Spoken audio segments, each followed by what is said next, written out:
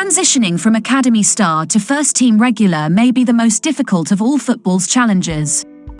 Managers prefer proven quality, and it's difficult to persuade them to take a chance on an inexperienced player. There's something reassuring about a player with a £30 million price tag around their neck, whereas throwing an academy player into the first team always feels risky.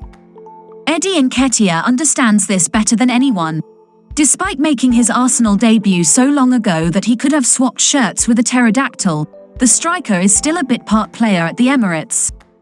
While the departure of Pierre-Emerick Aubameyang and the decline of Alexandre Lacazette were enough to give Nketiah a starting spot last season, his performances did not persuade manager Mikel Arteta not to spend £45 million on Gabriel Jesus this summer.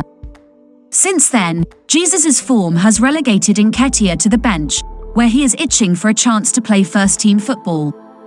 Nketiah's problem is that his role at the club is quickly becoming untenable, both for him and for Arsenal. He is now 23 years old, and while that is still a young age in the grand scheme of things, it is also the age at which a player's career trajectory is often defined. Simply put, he needs first-team football, and he needs it now, or he will never reach his undeniable potential. Arsenal is also concerned about Nketiah's inability to break into the first team. The club signed him to a 5-year contract worth £100,000 per week in the summer after letting his previous contract expire and not wanting to lose both him and Lacazette in the same transfer window.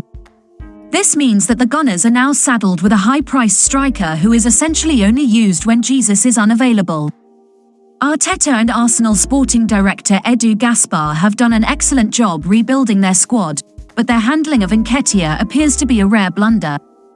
Now, as Premier League football resumes following the World Cup, Arsenal will be without Jesus for at least a few months because of a knee injury sustained while playing for Brazil.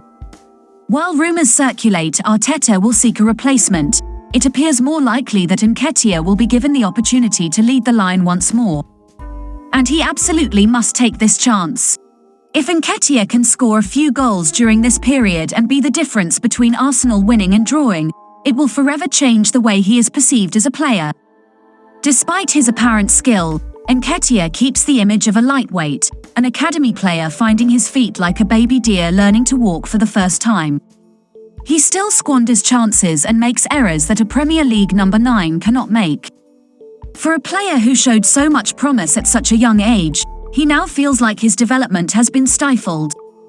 Arsenal are no exception for supporting their homegrown talent. Top-tier football, on the other hand, necessitates practical, non-emotional thinking. Nketiah cannot continue to contribute as little as he does on the salary he commands, and Arsenal cannot allow him to do so if they want to reclaim their place as a dominant force in English football. Failure to capitalise on the opportunity in Jesus's absence could be one too many disappointments for Nketiah, forcing Arsenal to consider selling him.